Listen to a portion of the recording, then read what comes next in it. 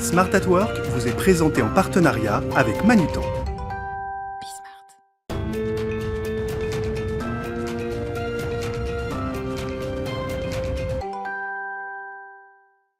Bonjour à tous, bienvenue dans Smart at Work, votre émission mensuelle autour du concept du bien travailler. Ce mois-ci, je vous propose de nous arrêter sur le lien entre épanouissement du collaborateur et performance. D'abord, est-ce qu'on peut véritablement mesurer ce lien? Quels sont les leviers ensuite pour améliorer l'épanouissement du collaborateur? Comment concilier le bien-être individuel avec le collectif qu'est l'entreprise? Comment inclure clients, fournisseurs ensuite dans cette grande dynamique? Autant de questions auxquelles on va tenter de répondre tout de suite avec les invités de Smart at Work.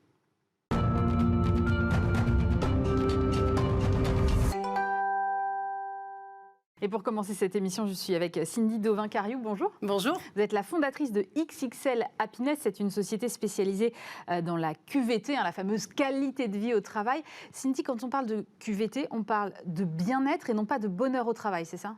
Totalement. Le bonheur est un sentiment qui est subjectif, alors que le bien-être, c'est un sentiment objectif. C'est-à-dire qu'aujourd'hui, on ne demande pas aux collaborateurs d'être heureux dans leur job. On leur demande d'être bien au travail, que des conditions de travail soient agréables et conformes. Alors, moi, j'ai lu ce que vous aviez dit et vous avez dit « l'avenir appartient aux entreprises bienveillantes ». C'est vrai que la bienveillance, c'est un mot qu'on a beaucoup entendu, qui parfois est peut-être un peu galvaudé. Qu'est-ce que vous voulez dire par là et comment ça s'applique aux entreprises? C'est quoi une entreprise bienveillante? Une entreprise bienveillante, c'est une entreprise qui a envie de prendre soin de ses collaborateurs, où l'humain est au cœur de leurs préoccupations et du coup va mettre des actions en place au quotidien ou régulièrement pour faire en sorte d'être plus performants ensemble. D'accord. Et quand on a mis en place cette dynamique de bienveillance, est-ce que ça a des effets réels sur la performance de l'entreprise ? Clairement, il y a des chiffres qui le montrent. Alors, ce n'est pas XXL qui les a inventés, mais aujourd'hui, on parle de plus 10 à 15% de performance quand il y a une démarche qualité de vie au travail qui est menée dans l'entreprise. Ça veut dire quoi? Ça veut dire que ça fait, par exemple, baisser l'absentéisme, ce genre de choses? Exactement. Il y a une étude qui montre qu'en fait, un collaborateur qui est épanoui est 6 fois moins absent, 30% plus productif, 55% plus créatif et 9 fois plus loyal. Plus loyal, exactement. Alors, ça veut dire quoi, loyal? Loyal, c'est-à-dire que si la personne se sent un peu malade, elle ne va pas passer 3 jours en arrêt maladie, elle fera soit du télétravail ou en tout cas elle fera le maximum parce qu'elle sent qu'elle a une place qui est importante dans la société. Alors moi j'ai regardé ce que vous faites et vous proposez des activités en fait qui rentrent dans le cadre de la qualité de vie au travail. Alors il y a par exemple, pas que, mais il y a de la relaxation, du sport, de la nutrition. Pour moi ce sont des champs qui potentiellement relèvent de ma vie personnelle et non pas de la responsabilité de mon employeur. Donc, où est-ce qu'on met la frontière? Alors, ce n'est pas une histoire de responsabilité, c'est une histoire qu'aujourd'hui, vous savez tous que quand on est papa ou maman, on a des difficultés parfois à trouver du temps pour soi. Et donc, on a des possibilités de burn-out. Et quand l'entreprise met à disposition de pouvoir avoir des temps entre midi et 2 de yoga, de respiration ou encore de sport, déjà, ça permet aux entreprises aux collaborateurs de se retrouver ensemble, donc de faire une émulsion. C'est ce qu'on cherche aujourd'hui, que les équipes soient plus fortes ensemble. Et ça permet justement de pouvoir faire une pause et du coup de repartir au travail en étant plus concentré, plus performant parce qu'on a fait cette mini-pause dans la journée. Donc le but premier de la qualité de vie au travail, c'est d'éviter les risques psychosociaux? C'est d'éviter clairement les risques psychosociaux et notamment celui que vous connaissez, le burn-out. Mais les nouveaux mots sont aussi le bore-out, c'est-à-dire l'ennui au travail. Et tout ça est quand même très pensé vie de bureau, c'est-à-dire quand je vais dans mon entreprise, on m'offre un environnement de travail adéquat avec des services qui potentiellement peuvent améliorer mon bien-être au travail. Mais quand je suis en télétravail, je me coupe en fait d'une certaine façon de cet accès-là. Comment est-ce que les entreprises s'emparent aujourd'hui de ce projet, les entreprises avec lesquelles vous travaillez? C'est une vraie problématique pour le coup. Ah oui, c'est une vraie problématique et on a du coup dû revoir notre stratégie. Et en fait, tous les cours qu'il y avait de sport, de yoga, tout se fait donc en visio. Ça permet aux collaborateurs qui sont chez eux isolés de pouvoir comme avoir accès à ces services-là et leur permettre de faire une pause dans la journée et de retrouver virtuellement leurs collègues. Donc vous avez repensé votre offre en fait? On a dû la repenser bien évidemment. Pendant le Covid, pendant 1 an et demi, personne n'était dans les entreprises, tout le monde était isolé. Donc on a bien sûr repensé l'offre et fait en sorte de pouvoir accompagner au mieux les collaborateurs par rapport à leur isolement. Et pour revenir à cette problématique de performance, j'ai vu que vous faisiez aussi du coaching de performance. C'est quoi le coaching coaching de performance? En fait, le coaching à performance, c'est le fait d'auditer. C'est-à-dire qu'aujourd'hui, la QVT, c'est plus ce que c'était, c'est plus les baby-foot. Enfin, ça n'a jamais été les baby-foot. Tout le monde a cru que c'était les baby-foot. C'est ça, on a longtemps cru que c'était les baby-foot. C'est pas les fauteuils de couleur, etc. Donc, en fait, le coaching à performance, c'est qu'on a lancé une application qui s'appelle Josiane, qui permet de prendre la température auprès des collaborateurs et donc de savoir comment ça se passe dans l'entreprise. Aujourd'hui, on ne va pas mettre des actions QVT en place s'il y a des problèmes de management. Si le management n'est pas bienveillant, on ne va pas les proposer, ce qu'on appelle la cerise sur le gâteau, qui seront la relaxation, les cours de sport. Voilà, tout ça, c'est dans un cadre qui déjà doit être... Ça doit être aligné avec ce qu'on va mettre en place, c'est ça? Exactement. Ça ne peut pas juste être on met en place ça et tout va bien se passer. Il y a quand même une culture qui doit être saine et surtout un management bienveillant, ce qui malheureusement n'est pas toujours le cas. Et si ce n'est pas le cas, ce sera un échec, cette QVT. Donc la base de l'épanouissement au travail ou du bien-être au travail, c'est d'abord le climat de confiance qu'il peut y avoir en entreprise? C'est exactement ça, le climat de confiance.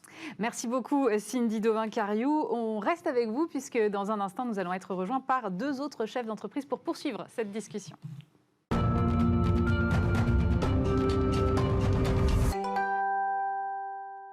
Et on poursuit cette émission. Je suis toujours en compagnie de Cindy Dauvin-Cariou, fondatrice de XXL Happiness. Et nous ont rejoint Antoine Compin. Bonjour. Bonjour. Vous êtes directeur général de Manutan France et partenaire de cette émission. Et Léopold Denis, cofondateur de Moodwork. Bonjour. Bonjour. Alors Moodwork, c'est une start-up qui est spécialisée justement dans la qualité de vie au travail et la prévention des fameux risques sociaux dont on parlait tout à l'heure. Votre ambition, c'est de rendre les salariés acteurs de l'amélioration de la qualité de vie au travail.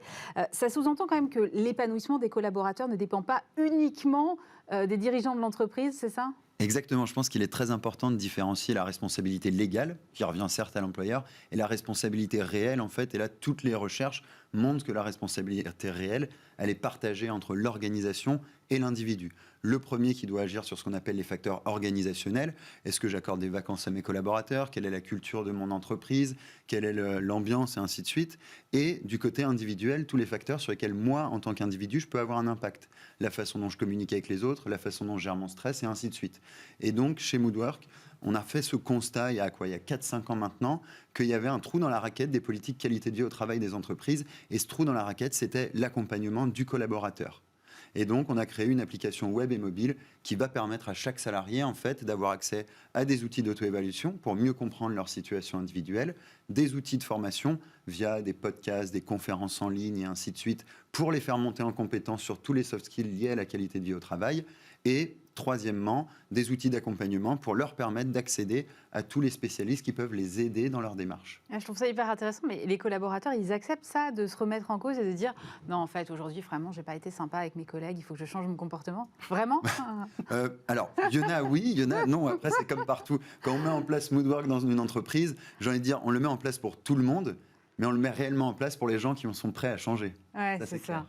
Et vous, donc chez Manutan, quel est le rôle du dirigeant d'entreprise dans cette prise en charge de la QVT? Vous agissez au niveau des collaborateurs aussi en leur disant vous avez votre rôle à jouer ou ça n'est que de votre responsabilité à vous et aux autres dirigeants d'entreprise? Alors c'est bien évidemment une responsabilité partagée. Pour revenir sur ce que nous disions tout à l'heure avec Cindy sur la qualité de vie au travail, la fameuse QVT, chez Manutan, ça fait un peu plus d'1 an qu'on a pris parti de développer cette notion du bien travailler, dont la qualité de vie au travail est pour nous une composante. Donc on va évidemment beaucoup œuvrer à ce que les collaborateurs soient dans un cadre de travail qui soit bien sûr sécurisé, qui soit à même de leur permettre de travailler correctement et de façon de manière très agréable.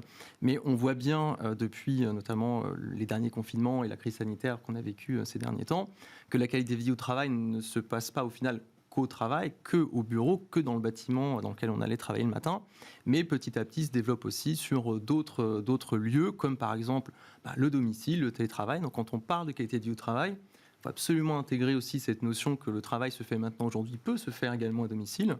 Donc il n'est plus question, peut-être que vous avez vécu vous aussi, le moment où on s'est retrouvé assis sur notre canapé avec son ordinateur sur les genoux.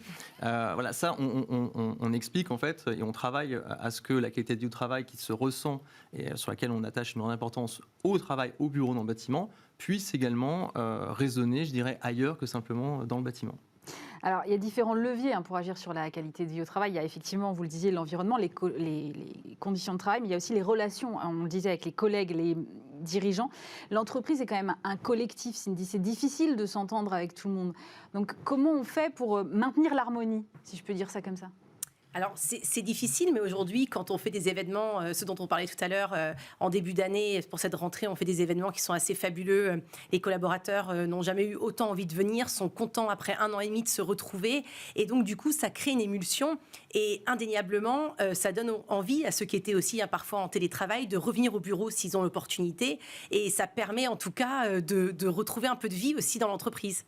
Le bureau reste quand même un passage obligé pour un bon épanouissement, ou est-ce qu'on peut être tout à fait épanoui en 100% remote, comme on dit, Léopold Denis ? C'est là où on voit la différence entre un facteur organisationnel et individuel. L'organisation, elle va apporter quelque chose de commun à tout le monde. L'individu, il est différent d'une personne à l'autre. Vous avez parlé de subjectivité, de la qualité de vie au travail. Et bien là, c'est très important. C'est que l'individu va lui-même devoir choisir et percevoir ce qu'il préfère et donc en tirer le meilleur. J'ai envie de dire, il n'y a pas de recette miracle, il n'y a pas une recette qui va faire que pour tous les salariés. On aimerait bien pourtant. Ben, c'est vrai que ça simplifierait les choses. Mais non, en effet, ça va dépendre vraiment du collaborateur. On a vu d'ailleurs pendant la crise du Covid qu'en fait, les salariés qui vivaient dans des grands espaces et sans enfants s'en tiraient beaucoup mieux que les autres. Bizarrement. Face à la mer, dans la campagne, avec les oiseaux. Ça veut dire quand même qu'il faut à un moment venir à un style de management un peu plus interpersonnel et un peu moins collectif. Alors, ce qu'on a remarqué, j'en rejoins complètement Léopold, c'est que tout le sens qu'on arrivait à donner au collectif de manière peut-être un petit peu plus simple quand tout le monde se retrouvait sur site. Et il y a des moments dans la vie d'une entreprise où des collaborateurs vont se retrouver pour des moments plus informels que la réunion qui démarre à 9h et qui termine à 10h, où on va, au travers d'une pause café, d'un déjeuner, pouvoir aborder d'autres choses que simplement le sujet de la réunion. Et c'est tous ces moments-là, en fait, que l'on voit bien, qui sont très importants, parce que c'est ceux qui vont permettre à chacun de mieux se connaître, de mieux se comprendre et de mieux être amené à travailler ensemble. Et c'est tout ce qu'on essaie de continuer de développer lorsqu'on est chez soi. Chez soi ne veut pas dire, quand on est en télétravail, qu'on travaille seul.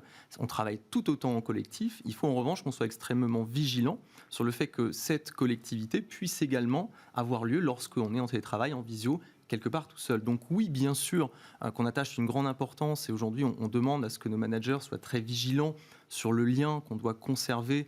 Je parle des entreprises qui ont mis en place du télétravail, mais on y a un petit peu tous été contraints. C'est pas forcément une contrainte, on l'a tous vécu comme tel, je pense, au démarrage de ce confinement, ou de ces confinements. Donc les managers, oui, ont un rôle fort à jouer pour maintenir ce lien dans une situation où on leur demande en plus de gérer un management hybride avec à la fois des personnes qui peuvent être sur site, d'autres qui peuvent être dans des espaces de coworking, d'autres qui peuvent être potentiellement chez eux. Donc il faut continuer de créer ce collectif alors qu'au final, on se retrouve avec des équipes un petit peu à différents endroits. Chez Moodwork, comment est-ce que vous mesurez cette qualité de vie, ce bien-être au travail ? Parce qu'effectivement, il y a quand même une grosse part de subjectivité avec des sommes d'individus qui sont très différents et qui au final forment un collectif. Et donc pour avoir une espèce de note, j'imagine, globale, comment est-ce que vous travaillez ? Alors attention, nous on est spécialisé dans l'accompagnement individuel. Notre objectif, c'est pas un objectif de baromètre, d'audit ou d'enquête qui a pour objectif de donner au RH et à la direction générale une image à un instant T de la qualité de vie au travail. C'est pas une nous, photographie. C'est de permettre au collaborateur lui-même de mieux le comprendre. Parce qu'en fait, quand on parle de qualité de vie au travail, comme vous le savez, c'est multifactoriel. Il y a énormément de choses qui vont impacter votre qualité de vie au travail. Vos relations avec vos collègues, avec vos clients, votre table, énormément de choses. Donc en fait, c'est difficile parfois d'identifier exactement ce qui a un impact positif et négatif sur votre qualité de vie au travail. Nous, c'est ce qu'on apporte en fait aux collaborateurs grâce à des auto-évaluations qui sont validées scientifiquement et qui vont lui permettre, en l'espace de 10-15 minutes, d'avoir un meilleur aperçu de sa propre situation. C'est quelque chose que vous renouvelez régulièrement pour voir si la situation évolue. Ensuite, vous transmettez au RH comment vous travaillez ? À nous, en fait, c'est pour le collaborateur lui-même. C'est lui qui a les résultats. C'est uniquement pour le collaborateur ? C'est pour le collaborateur. On va le remonter au RH des informations, on va dire, consolidées, mais ce n'est pas l'objectif de Moodwork. L'objectif de Moodwork, c'est réellement de permettre au collaborateur de mieux comprendre, mais aussi directement derrière, d'avoir des pistes d'action pour évoluer. Soit on lui dit, vous allez très mal, imaginons, directement on le met en relation avec un psychologue de notre réseau, soit vous allez moyennement bien pour telle raison, on va lui recommander des podcasts, des choses à lire, de quoi se former, etc. pour faire évoluer sa situation et ainsi de suite. L'objectif, c'est de le mettre, lui, en possession de moyens d'action pour améliorer sa QVT. Et ce que vous avez dit tout à l'heure, je trouve ça très intéressant, sur la qualité de vie au travail à distance. quand on est chez soi, quand on est coupé de son entreprise, il y a un effort supplémentaire à faire pour maintenir le lien social, mais aussi pour la qualité de vie au travail. Parce que son manager, qui a pour habitude de voir son collaborateur au quotidien quand il est au bureau, tout d'un coup, il est coupé de cette relation. Et donc, c'est beaucoup plus complexe d'identifier des signaux faibles, des problèmes qui peuvent survenir chez des collaborateurs. Donc, c'est aux collaborateurs de se responsabiliser et de monter en compétence sur ces thématiques-là.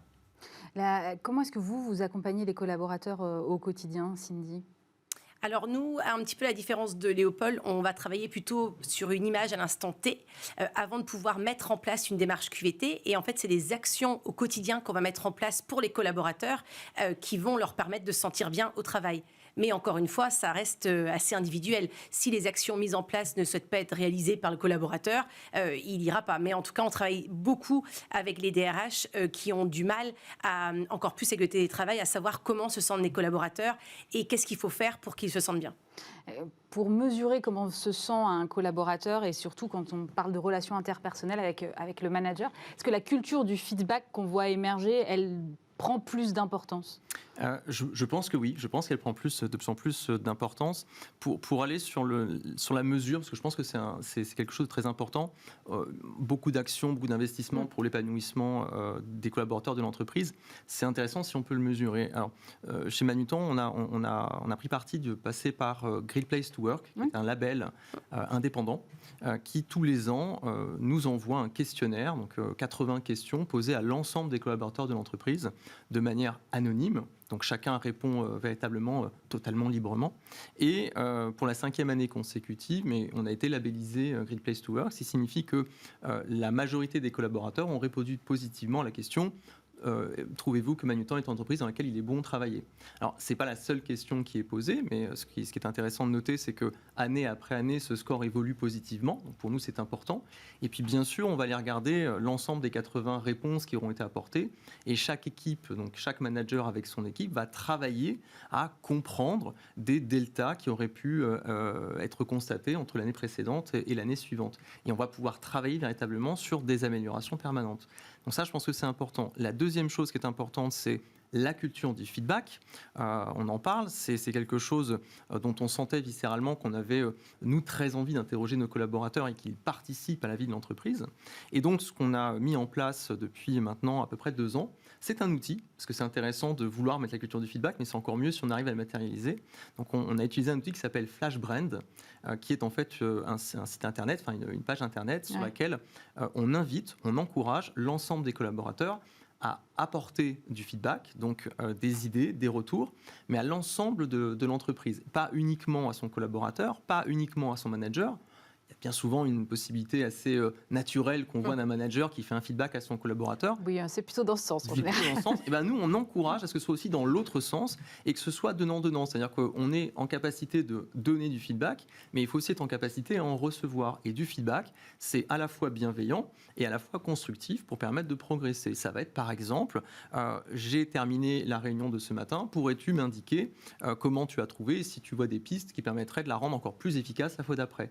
Et on rentre dans quelque chose qui est à la fois une dynamique très bienveillante, mais surtout une démarche de progression. Voilà. Et la culture du feedback, c'est aussi un moyen de participer à améliorer tout ce qui se passe au final dans l'entreprise. Moi, je voudrais revenir juste un instant sur votre label, parce qu'effectivement, tous les ans, à la même année, je reçois une flopée de communiqués de presse me disant « Nous avons été labellisés Great Place to Work » ou d'autres.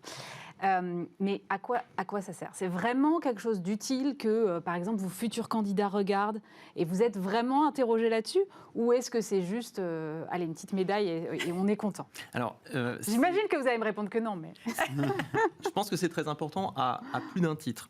La première chose, c'est que ça permet véritablement de mesurer les actions qui sont entreprises pour rendre nos collaborateurs encore plus épanouis. Et on vient d'expliquer là à l'instant l'importance du bien travail dans l'entreprise qui passe par l'épanouissement des collaborateurs. Dans l'épanouissement des collaborateurs, on l'a dit, la qualité de vie au travail, mais il y a aussi la culture du feedback, il y a cette forme de management qui se transforme de fait, et puis il y a tout ce qui est développement du collaborateur, puisqu'il faut aussi pouvoir encourager chaque collaborateur à se développer, et si vous voulez, on pourra revenir sur le sujet du développement du collaborateur, mais c'est tous ces éléments-là qu'on veut véritablement mesurer. Donc c'est important au regard de notre entreprise de pouvoir montrer aussi à l'ensemble de nos collaborateurs ce qui est entrepris. Et vous avez raison lorsque vous dites que ça a aussi d'autres impacts, puisque à l'extérieur, c'est aussi un moyen de véhiculer une image pour le coup plutôt positive, de montrer tout ce que Manutan fait. Et je ne vous cache pas que les personnes que je reçois en entretien de recrutement, toutes me citent la certification Great Place to Work comme étant quelque chose qu'ils ont effectivement lu dans la presse, communiqué, et qui est un gage aussi de la considération et de tout l'impact que l'entreprise va mettre pour que le collaborateur se développe, soit bien dans l'entreprise. Donc je pense que c'est important. Est-ce que cet épanouissement du collaborateur nécessite des moyens considérables? Est-ce que ce n'est pas finalement quelque chose qui reste un peu, je schématise, mais je caricature, mais bon, qui reste dédié aux startups qui sont très dans cette culture-là et aux grands groupes, et au milieu, il y a une espèce de no man's land, Cindy? Non, vraiment pas. Aujourd'hui, on accompagne vraiment toutes les entreprises qui sont soucieuses de leur capital humain. Je travaille avec des entreprises qui ont 10 collaborateurs, avec des startups, des grands groupes. Mais en fait, aujourd'hui, c'est juste l'envie d'être là pour les collaborateurs et qu'ils se sentent bien au travail. Donc, ça peut passer par quelque chose de très simple. Tous les lundis matins, ils vont recevoir un petit déjeuner pour pouvoir avoir ce moment informel et ce que vous disiez, pouvoir justement échanger à cette pause café qui est là où on a le plus d'informations et c'est presque là où il se passe plein de choses à la pause café pour pouvoir mieux travailler ensemble. Donc ça passe vraiment de budget à partir de 50 € par mois pour une entreprise, comme ça peut aller beaucoup plus loin. Mais aujourd'hui, l'argent n'est pas un frein et c'est vraiment le souhait et la volonté de la part du chef d'entreprise d'avoir envie de mener des actions. Mais aujourd'hui, clairement, non, l'argent ne peut pas être un frein. Léopold, vous observez la même chose, c'est-à-dire que vous avez tout niveau de boîte qui fait appel à vos services? On a vraiment tout type d'entreprises, soit des entreprises du CAC 40, la BNP, EDF, Engie, LVMH, jusqu'à des plus petites entreprises. On descend jusqu'à 30-40 salariés par entreprise qu'on accompagne. Moi, ce que je constate, en effet, et là je rejoins complètement Cindy, c'est qu'en fait, c'est vraiment une question de volonté, c'est pas une question de budget. Ouais. C'est-à-dire qu'on a des entreprises qui sont d'origine, avec une culture d'entreprise qui est très bienveillante et chez qui ça se passe très bien. Et eux, imaginer dépenser 1 € là-dedans, ça n'a pas de sens. Et ils ont bien raison parce que ça fonctionne bien comme ça. Et à l'inverse, on peut avoir des entreprises chez qui ça se passe très mal alors qu'ils font des chèques, ils font des chèques, ils font des chèques. Donc en fait, je pense qu'en effet, ça dépend vraiment de la volonté du dirigeant qui arrive vraiment à redescendre en cascade sur son management, sur ses collaborateurs pour avoir au final une qualité de vie au travail qui soit acceptable. D'accord. Mais ensuite, est-ce que ça peut aller plus loin? Est-ce qu'on peut faire irradier cette qualité de vie au travail qui est a priori propre à l'entreprise à son écosystème de fournisseurs, de clients, par exemple, Antoine? Alors oui, complètement. Pour rebondir juste avant sur ce que disait Léopold, alors nous on n'est pas une boîte du CAC 40, on n'est pas une start-up, on est une ETI française sur le domaine européen et nous avons 2100 collaborateurs. Mais depuis longtemps, alors c'est dans nos gènes clairement, pour reprendre vos propos, l'épanouissement du collaborateur passe aussi par son développement. Et je vais vous donner un exemple. Sur notre campus qui se situe à Gonesse, nous avons un bâtiment qui est au cœur en fait du campus de manière à ce qu'il soit accessible par l'ensemble des collaborateurs. Et ce bâtiment s'appelle l'université.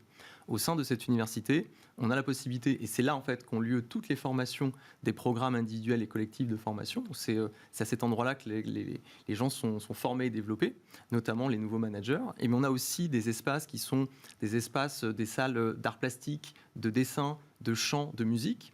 Et puis au rez-de-chaussée, on a un centre sportif dans lequel l'ensemble des collaborateurs peut aller s'épanouir à travers le sport. Donc on a véritablement la tête, le cœur, les jambes, si je puis dire, pour accompagner pour que le collaborateur puisse effectivement se développer sur d'autres aspects que ceux auxquels on pense directement. Ensuite, mais après, ça peut jouer sur la créativité, et voilà. Complètement, c'est une des raisons pour laquelle on le fait, et chacun en fait au final va vivre son épanouissement différemment. Ce qui est important aussi, c'est donner accès à différents types d'épanouissement et de développement.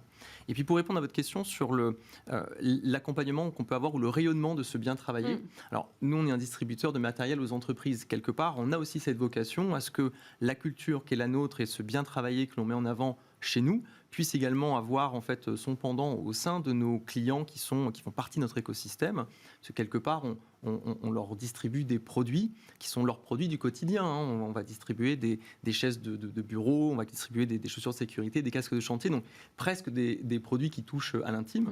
Et par la sélection des produits, par les services qui sont associés, on souhaite contribuer en fait à ce que ce bien travaillé puisse également exister dans l'écosystème, notamment chez nos clients. Léopold Denis, est-ce que vous avez l'impression que finalement les entreprises aujourd'hui s'emparent davantage de ce sujet parce qu'on parle davantage de recherche de sens et parce qu'on parle davantage de télétravail et que donc maintenant l'objectif c'est que tout le monde revienne au bureau ou est-ce que finalement ça n'a pas changé tant de choses que ça? J'ai senti quand même une assez grosse différence depuis la crise du Covid. En fait, dès qu'on a des gros changements de transformation dans les entreprises, on remarque qu'il y a un rapprochement vers le collaborateur, essayer d'en prendre soin pendant ces périodes de transformation. Or, en ce moment, on est un peu dans une période de transformation pour toutes les entreprises, et donc on ressent, auparavant, on ressentait chez les RH un besoin d'accompagnement du collaborateur sur les sujets de QVT. Aujourd'hui, ça s'est élargi, on va dire, à tout le CODIR. Il y a vraiment une prise de conscience sur les sujets de qualité de vie au travail qui est assez marquant, en effet. Est-ce qu'on parle de plus en plus d'expérience collaborateur après l'ère de l'expérience client? J'ai l'impression qu'on est passé dans l'ère de l'expérience collaborateur. Cindy, vous, c'est quelque chose que vous observez dans ce que vous mettez en pratique au quotidien? Ça contribue à une expérience collaborateur? Indéniablement, ça devient presque viscéral dans les sociétés, l'expérience collaborateur. C'est-à-dire qu'aujourd'hui, il y a ce besoin de partager ensemble. Moi, j'accompagne beaucoup de sociétés qui ont du mal à faire revenir les collaborateurs sur le lieu de travail. Donc, on met des actions en place. Mais aujourd'hui, il y a cette volonté vraiment de revenir sur un lieu et de ne pas rester isolé chez soi. Et à travers ça, du coup, il y a quand même beaucoup d'actions qui sont demandées parce que les managers sont parfois, ils ont beau être hybrides, comme vous disiez, le problème, c'est qu'ils ne savent pas toujours comment faire. Et donc, on va réussir avec nos actions à mettre cette expérience collaborateur en place dans toutes les sociétés, beaucoup plus qu'auparavant. Alors chez Manutan, vous avez donc des bureaux évidemment, mais vous avez aussi des entrepôts. Comment est-ce qu'on fait pour qu'il n'y ait pas finalement une différence de traitement? Quand on parle qualité de vie au travail, on parle évidemment souvent ergonomie, chaise de bureau, mais ça s'applique aussi, j'imagine, aux entrepôts. L'idée, c'est vraiment de ne pas créer de fractures supplémentaires entre les deux corps de métier. En effet, alors ce qui est intéressant de noter, c'est ce qu'on disait tout à l'heure sur l'importance de la culture de l'entreprise et la mission qui est la nôtre. Vous avez parlé de sens tout à l'heure. Depuis 10 ans maintenant, Manutan a défini sa mission comme étant entreprendre pour un monde meilleur. C'est une phrase qui est indiquée sur beaucoup de murs de notre établissement et tous les matins quand je rentre, je la vois. Entreprendre pour un monde meilleur, il y a une notion d'agir, une notion d'interagir, de contribuer. Et puis dans le monde meilleur, il y a l'ensemble de l'écosystème. Et dans l'écosystème, effectivement, nos collaborateurs, d'où l'importance effectivement de se bien travailler. Et au sein de nos collaborateurs, certains ont des postes qui ne peuvent pas, qui ne permettent pas en fait le télétravail, les personnes que vous avez citées qui sont en entrepôt, et d'autres qui ont des fonctions qui le permettent. Ce qui est très important, je pense, et c'est une des valeurs fondamentales de Manutan, c'est l'équité. Donc là, on voit bien qu'il faut être extrêmement vigilant et faire très attention à comment est-ce qu'on organise le travail pour les populations qui permettent cette transformation que l'on ressent de manière un petit peu catalysée depuis à peu près 1 an et demi, 2 ans. Souci donc de transparence, de beaucoup de communication, et puis de faire participer aussi les collaborateurs qui sont également représentés par des représentants du personnel pour être sûr que l'entreprise est dans la bonne direction et s'appuie sur les forces vives de son entreprise. Merci beaucoup Antoine Campin. Je rappelle que vous êtes directeur général de Manutan France, Léopold Denis, cofondateur de Moodwork, et Cindy Dauvin-Cariou, fondatrice de XXL Happiness. On se retrouve bien évidemment le mois prochain pour un nouveau numéro de Smart at Work sur Bismart. Smart at Work vous a été présenté en partenariat avec Manutan.